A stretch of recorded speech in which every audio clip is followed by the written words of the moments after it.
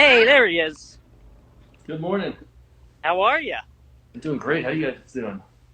I'm good. I'm on a daddy and me walk. I hear Miles is taking you for a walk. He is. He's pulling me along today. That's for Nice, sure. Yeah. nice, nice. So, what are we talking about today, Mike? Why we run? Did I hear you say that? Yes. Yes. Why we run. So, do you run on like a regular basis? Like you're a Not as super fit dude. You go to the gym well, and stuff, but are you running regularly? I don't run as regularly as I used to, just because dealing with my body parts that have some issues with them. It's a little tougher at 47 to do it as often as I would have liked to. But running is Okay. part of my fitness routine. Okay. Cool. What is your fitness routine there, Mike? So it involves a lot of Peloton these days. I Uh, hear those are super popular, man. Everybody's got the Peloton going. Peloton's taking over the world.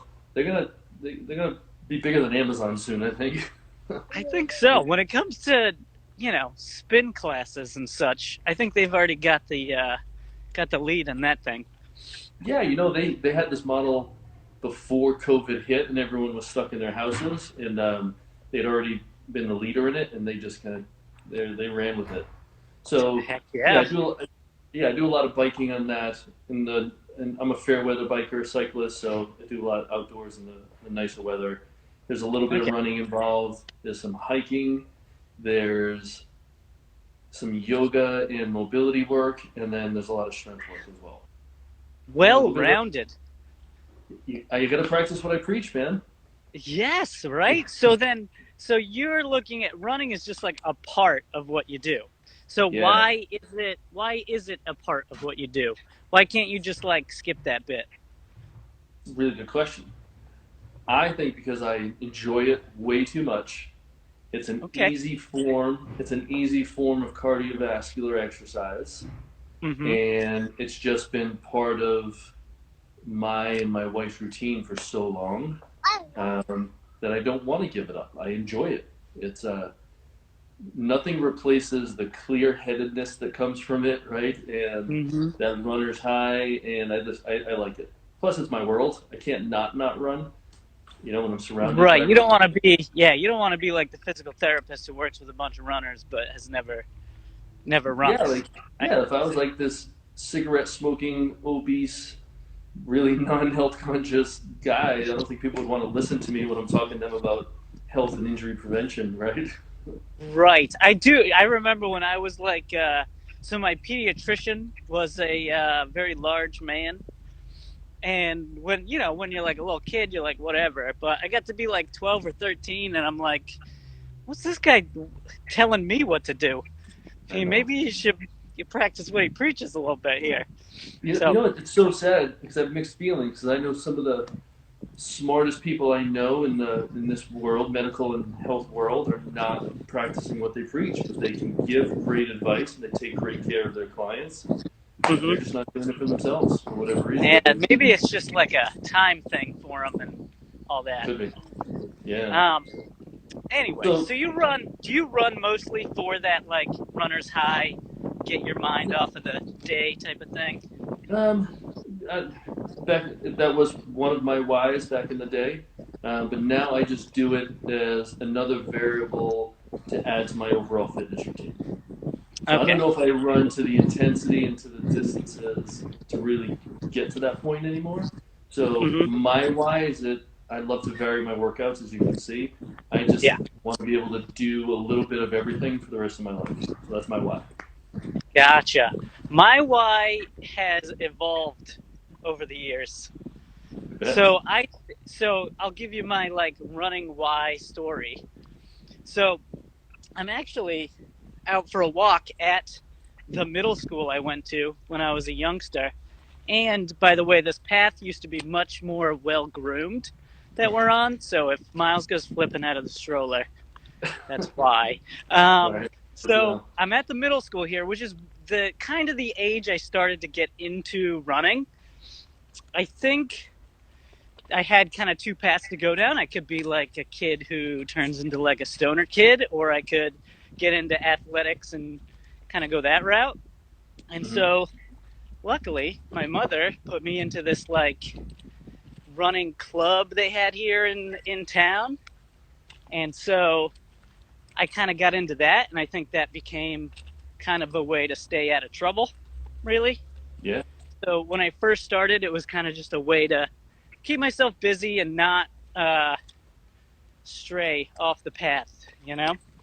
Right. Yeah.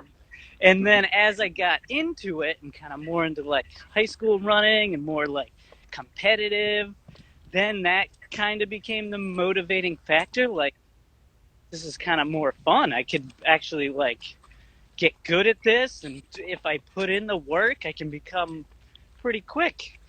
Yeah. And then my dreams of becoming quick enough to get a free ride to scholarship did not come to fruition. You know, I didn't get the free ride to college, but I You think ran in college, right?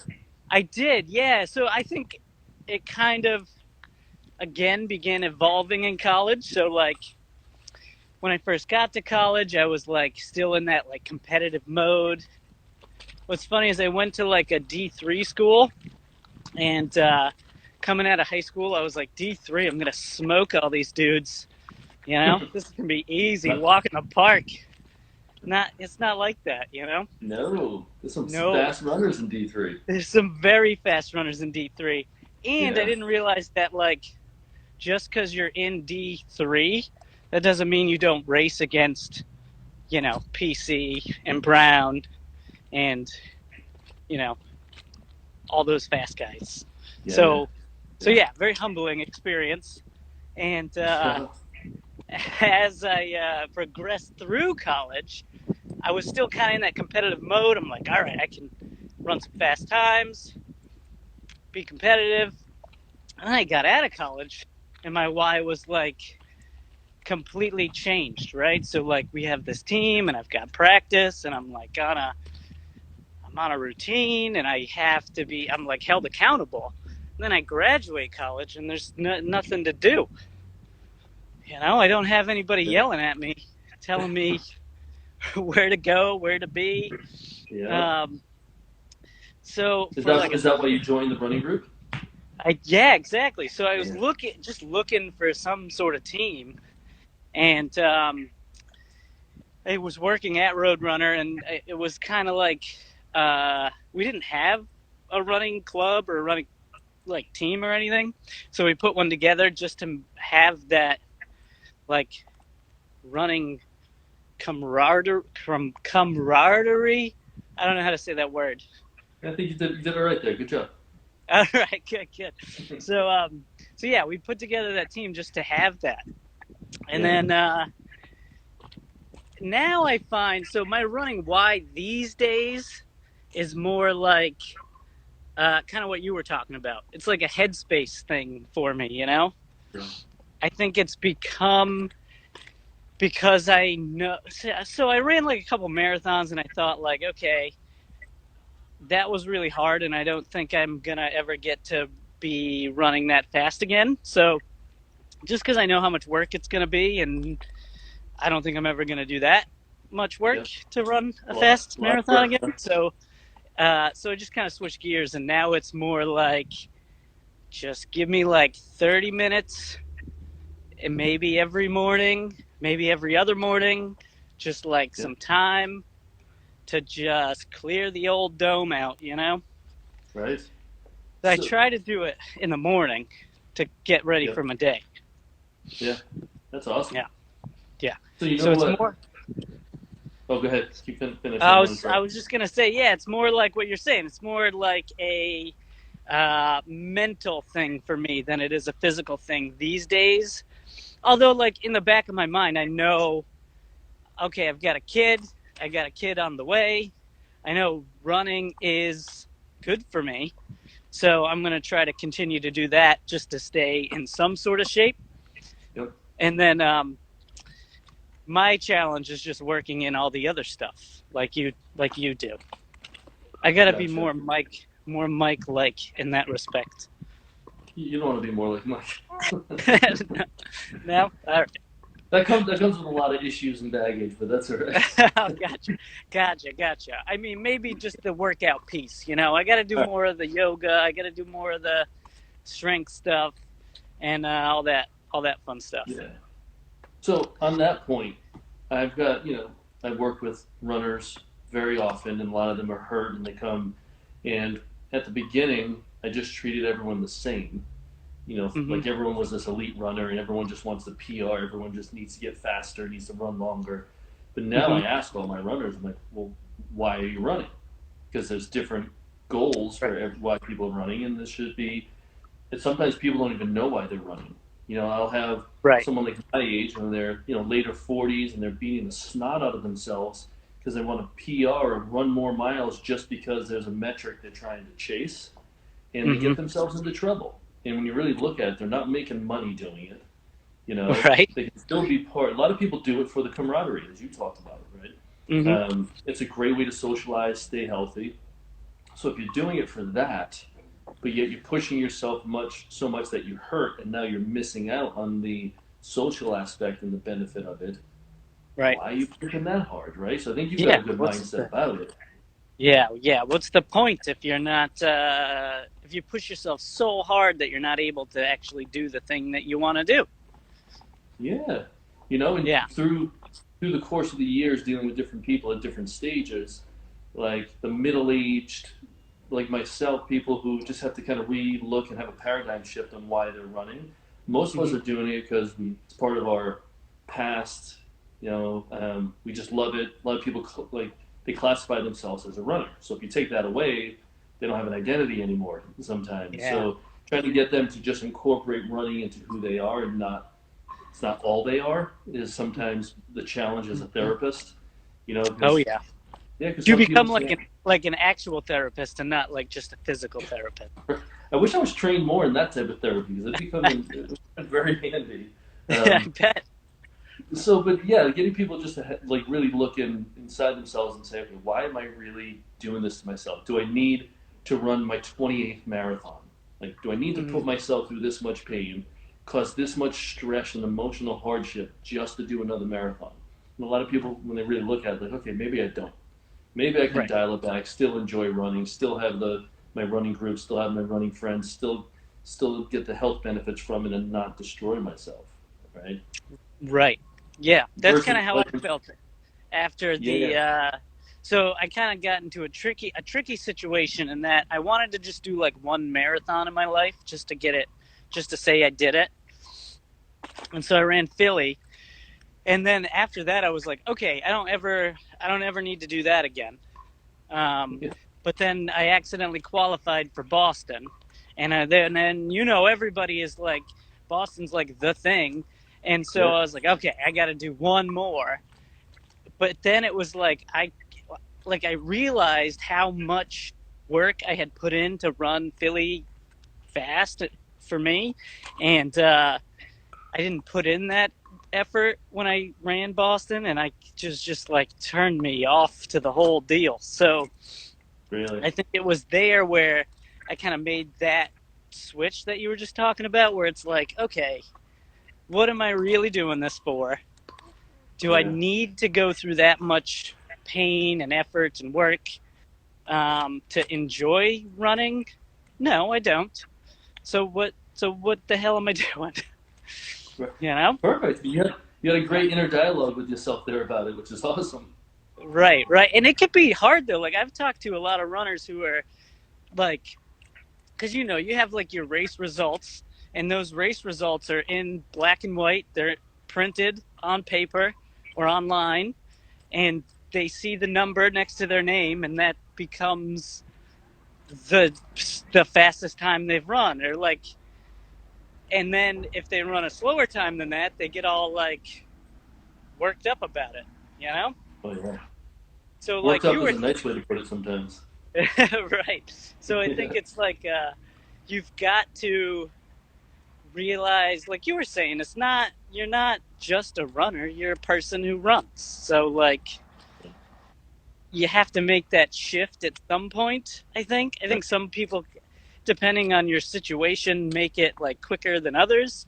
I know for myself and some of my coworkers, Patrick to be very specific, we've kind of done the like run fast thing when we were in college and then right after college.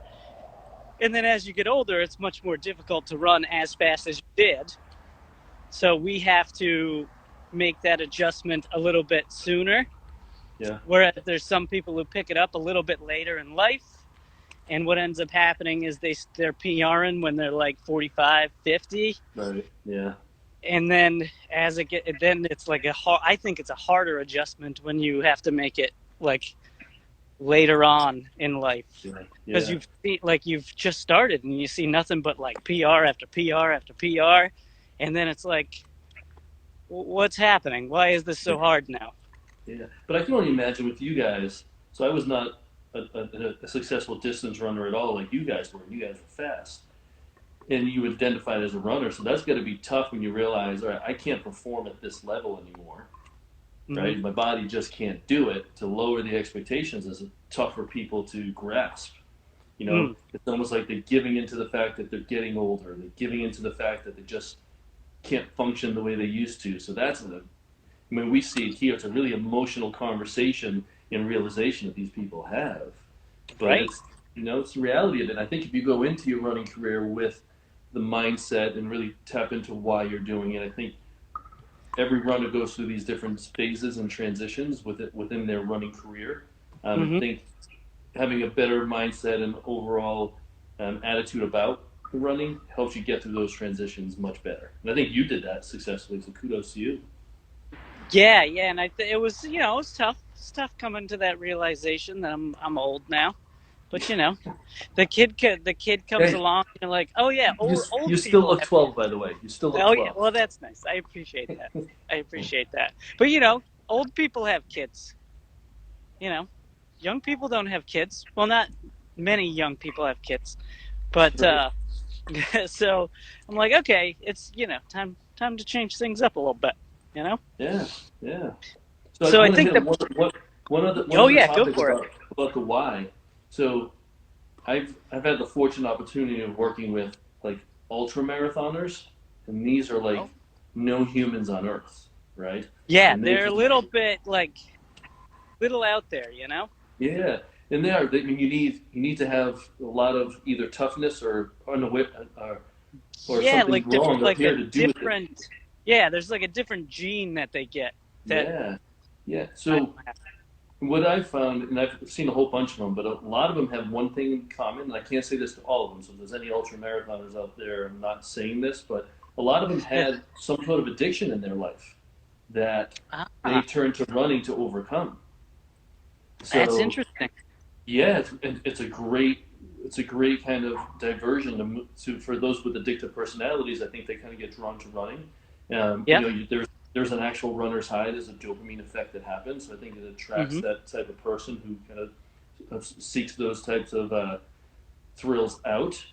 Hmm. But the problem is, again, now they're going. Let's say we're going through those phases, and they need running to stay healthy and not go to other addictive habits.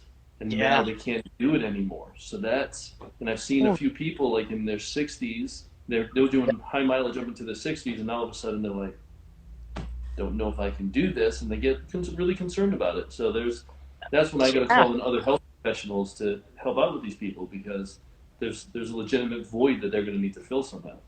Right. Yeah. I don't disagree. I know a lot of ultra marathoners who are of that ilk. And I Yeah, think yeah, that for myself, I do feel like a little bit wonky if I don't go for like my run that day. So I can just imagine if it's like if you have that addictive personality that it could become even more of like a spiral other than just feeling wonky for the day. yeah, yeah. You're right. Well, I guess the big takeaway from today is there's lots of different reasons why people run, right? Yeah, And it's important to figure out why you do it so you can keep doing it and yes, do it like safely and stay healthy. What a perfect ending right there. All right, let's Right. wrap this sucker up with that. All right. Sounds good, man. All right, cool. Well, thanks for the chat, and Yeah. I'll talk to you next week. Cheers. Sounds good. See you, Cool. everybody. Bye, everybody. Thanks for tuning in.